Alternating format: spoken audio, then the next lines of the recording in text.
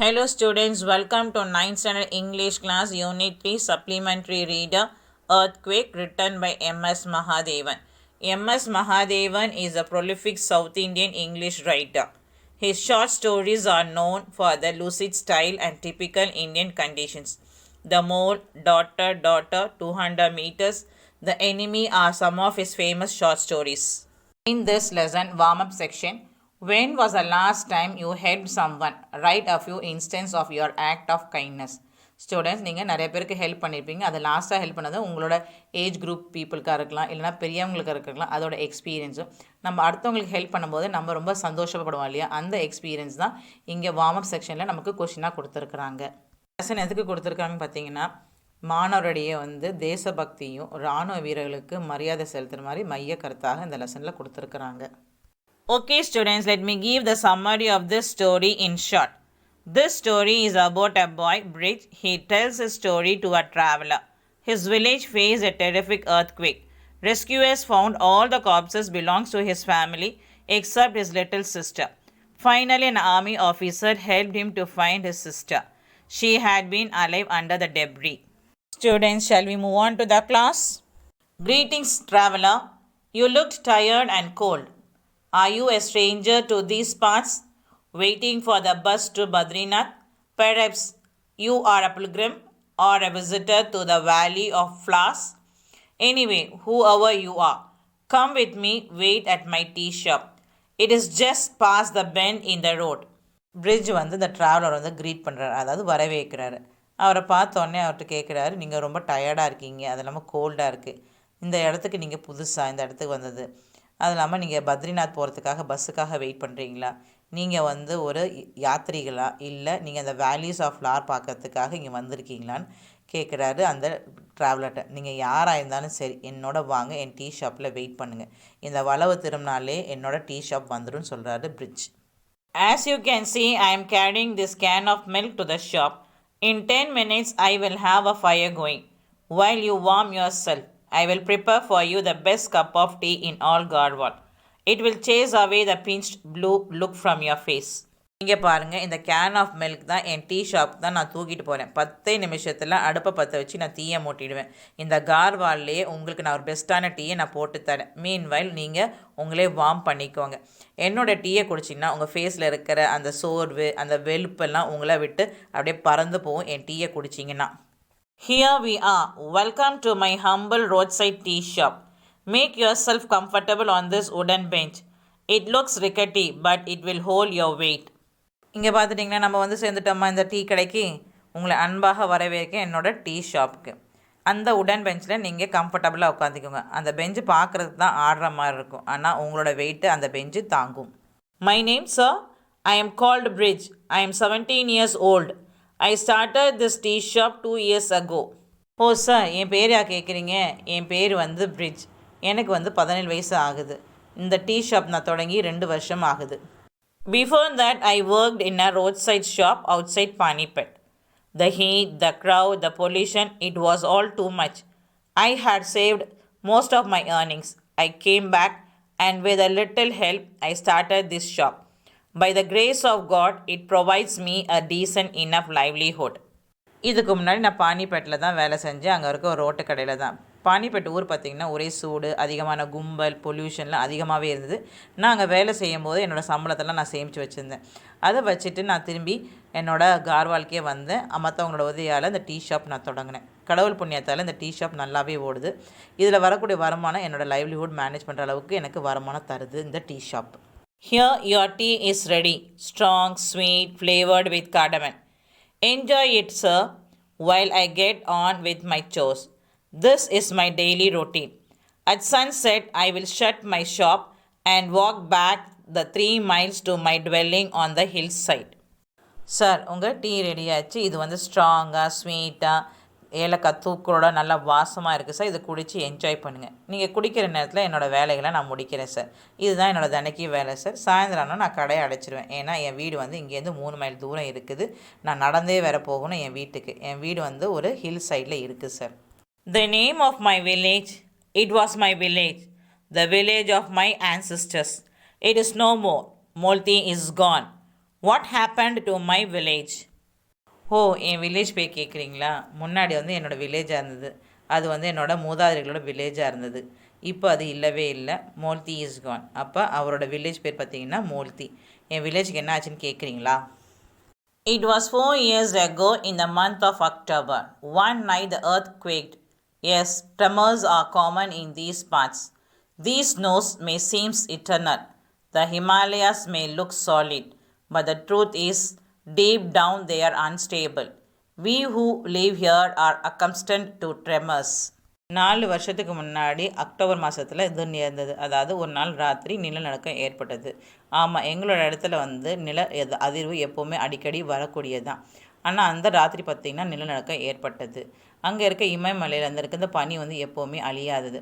ஆனால் இங்கேருந்து பார்க்கும்போது இமயமலை வந்து ஸ்ட்ராங்காக சாலிடாக இருக்கும். ஆனால் உண்மை பார்த்திங்கன்னா இமயமலை ஆழத்தில் வந்து நிலையற்றதாக இருக்குது. எங்களோட வாழ்வாதாரம் அங்கே பார்த்திங்கன்னா ஏன்னா அடிக்கடி இந்த நில அதிர்வு இருக்கனால நாங்கள் பழகி வாழ கற்றுக்கிட்டோம் அங்கே.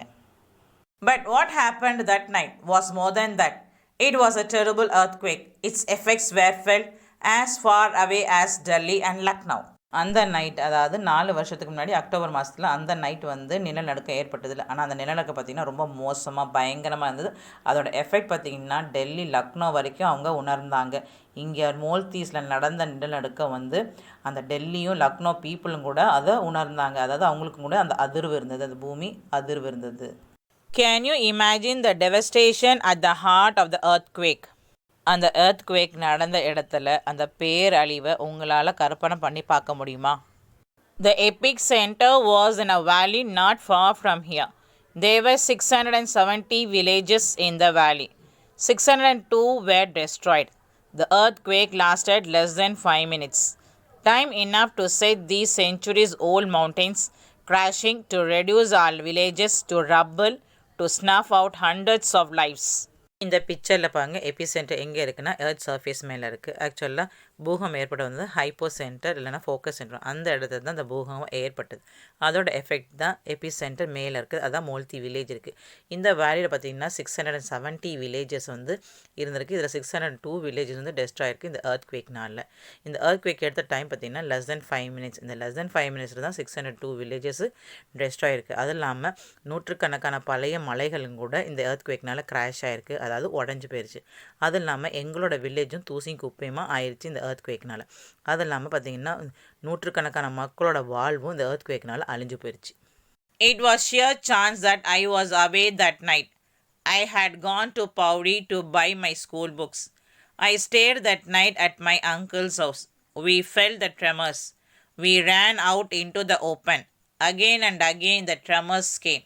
We spent the entire night outside. Pauri lived through the night. Molti did not.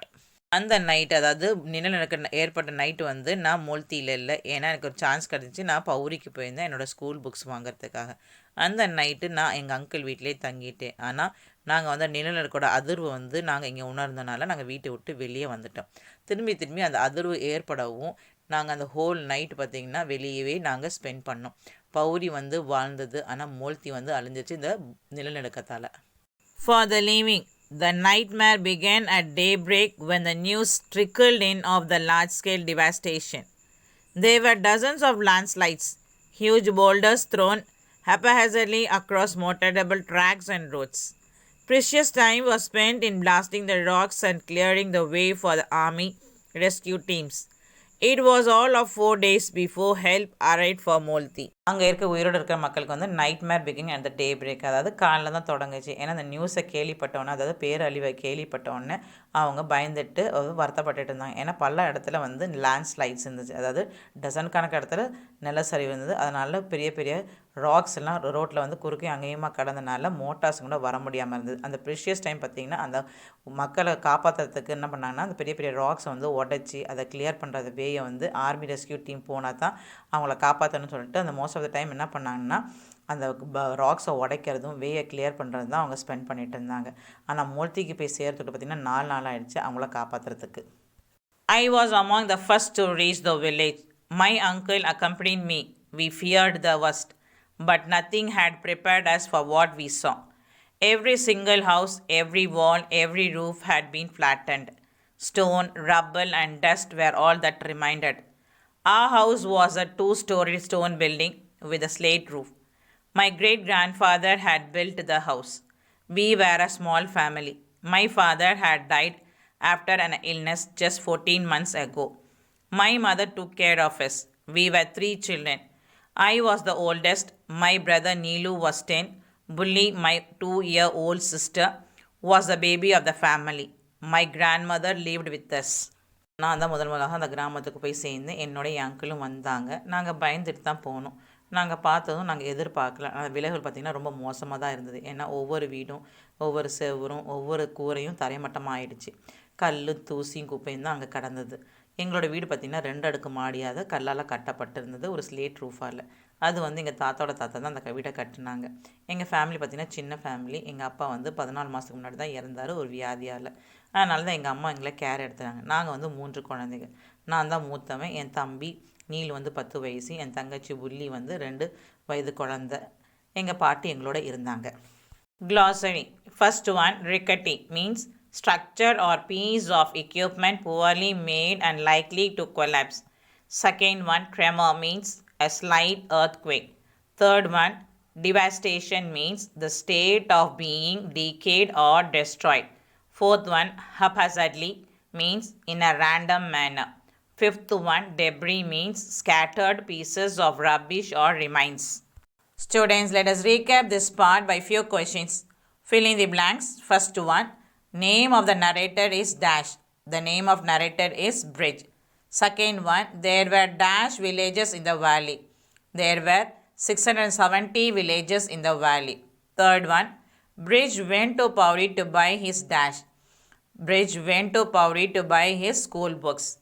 Okay students, in the next video we will see the remaining part of the story in part 2. Thank you students for watching this video. Thank you.